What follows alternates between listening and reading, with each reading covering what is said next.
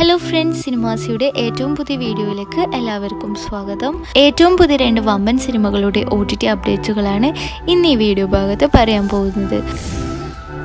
ആദ്യത്തെ ഒരു അപ്ഡേറ്റ് വാരിസ് എന്ന സിനിമയെക്കുറിച്ചാണ്. വാംഷിയുടെ സംവിധാനത്തിൽ വിജയ്, രശ്മിക, ശ്യാം പ്രഭു എന്നിവരൊക്കെ പ്രധാന വേഷത്തിലെത്തിയ ഒരു comedy family action mass entertainment മൂവിയാണ് വാരിസ്.